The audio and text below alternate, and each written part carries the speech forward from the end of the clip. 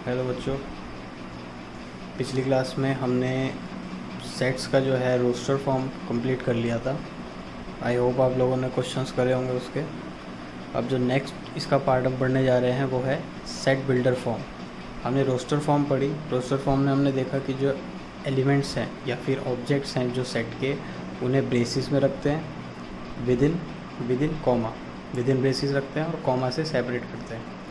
अब नेक्स्ट जो फॉर्म आती है सेट की वो है set builder form. Set builder form के अंदर क्या है कि हम जो एलिमेंट्स को रिप्रेजेंट करेंगे वो एक सेट के अंदर, यानी कि किसी एक स्टेटमेंट को इस तरह लिखा जाएगा कि वो हर एक एलिमेंट की कंडीशन को सेटिस्फाई करता होगा, यानी कि हर एक एलिमेंट जो उस सेट के अंदर है वो हर प्रॉपर्टीज़ को सेटिस्फाई करेगा। इस सेट बिल्डर फॉर्म को बताने से पहले मैं कुछ सिंबल्स बता दूं जो कि सेट में होते हैं। सेट के अंदर आप सबसे पहला सिंबल देखोगे, ये सिंबल रिप्रेजेंट करता है बिलोंग्स टू।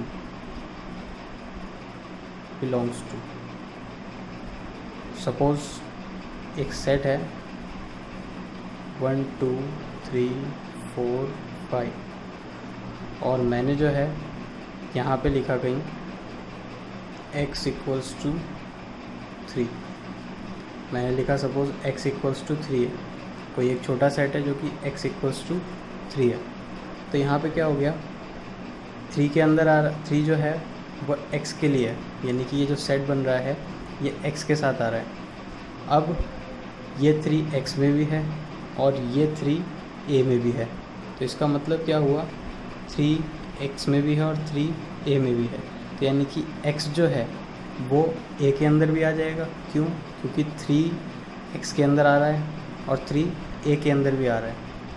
तो यहाँ पे हम लिख देंगे कि x बिलोंग्स टू a, यानी कि जो x है हमारा ये बिलोंग किस सेट से कर रहा है, a सेट से। हम इसका रिवर्स नहीं कह सकते। हम ये नहीं कह सकते कि a बिलोंग्स टू x।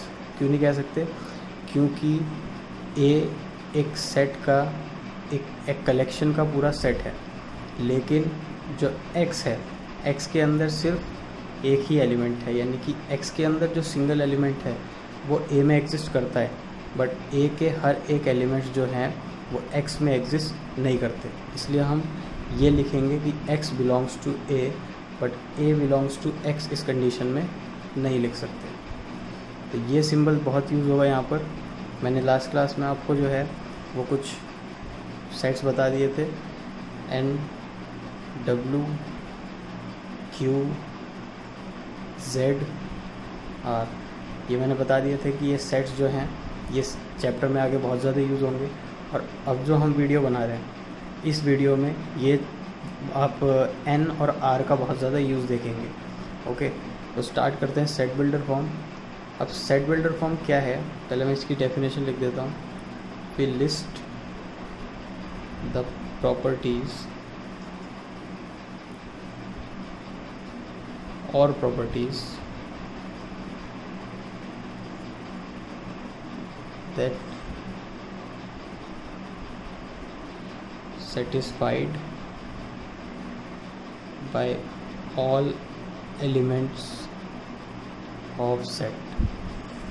ठीक है, मतलब क्या हुआ, इस ब्रेसिस लगाए। अब इस ब्रेसिस में आगे क्या लिखते हैं, x, जैसे मैंने एग्जांपल बताया इसी से रिलेट करना। x ये है अंडरस्कोर, इसका मतलब होता है सच दैट x सेटिस्फाई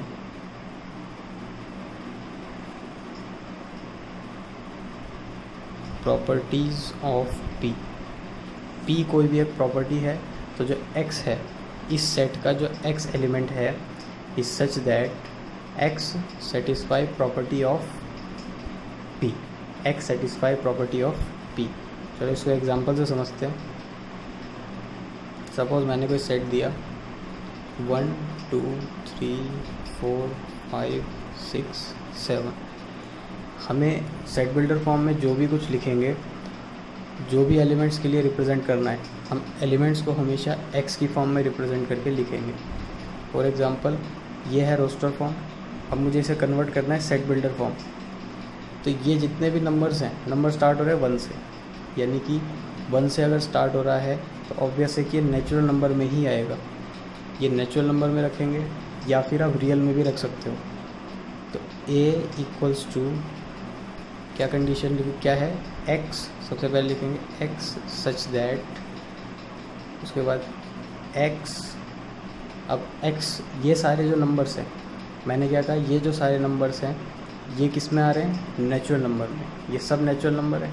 तो मैंने दे दिया कि x इज़ सच दैट, ये जो हमारा x है ये बिलोंग किससे कर रहा है, n से, n यानी set of all natural numbers, and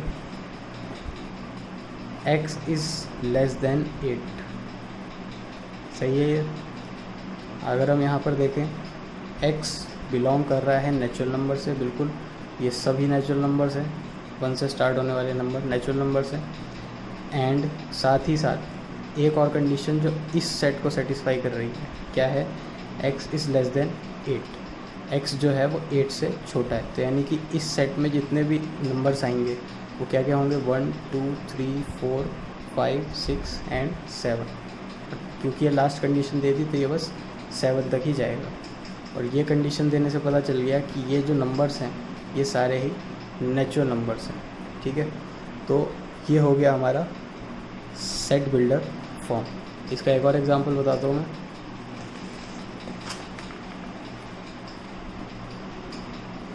p equals to 2 4 7 14 28।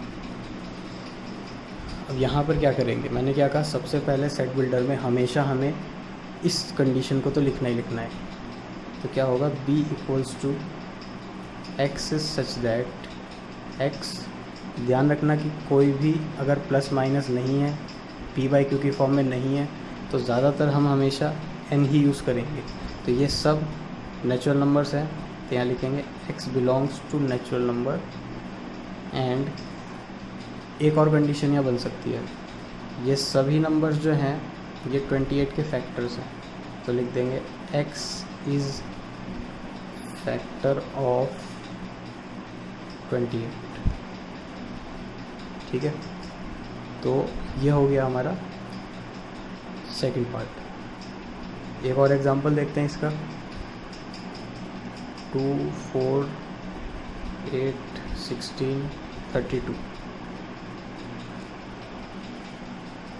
इसमें थोड़ा सा सोचो कि इसको कैसे कर सकते हैं।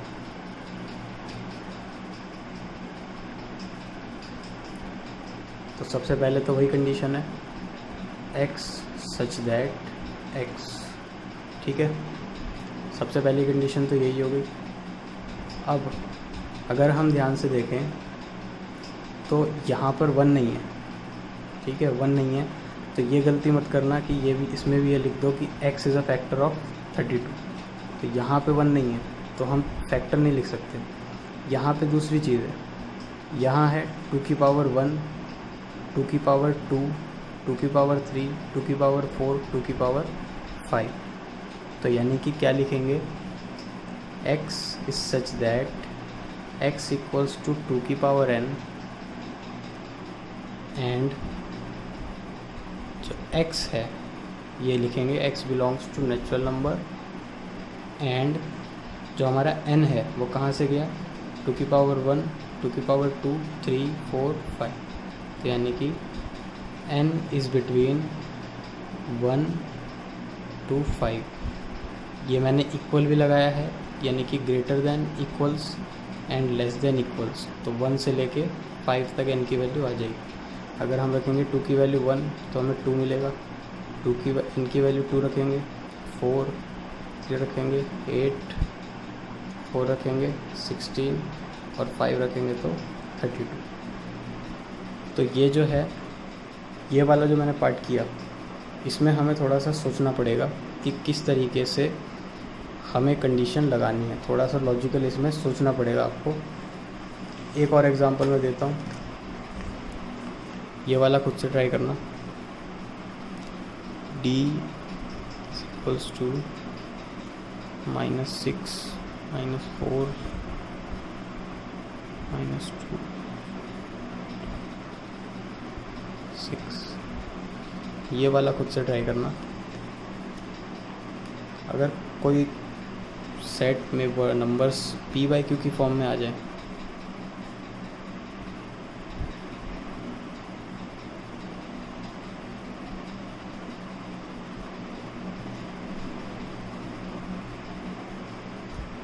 तो अब इसको कैसे करेंगे? अब ये वाला क्वेश्चन कैसे होगा? E इक्वल्स टू, सबसे पहली वही statement, x is such that x।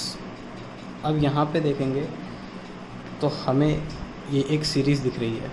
इस सीरीज़ में क्या है, जो न्यूमरेटर है वो न्यूमरेटर इंक्रीज़ हो रहा है, ठीक है। न्यूमरेटर जो है वो इंक्रीज़ हो रहा है 1 2 3 4 5 6 7 8, यानी कि सीक्वेंस में चल रहा है, 1 से स्टार्ट हुआ है। बट जो डिनोमिनेटर है वो एक ज़्यादा स्टार्ट हुआ है। डिनोमिनेटर 1 से स्टार्ट नहीं हुआ, डिनोमिनेटर स्टार्ट हुआ है 2 से। तो इसको क्या लिख सकते हैं?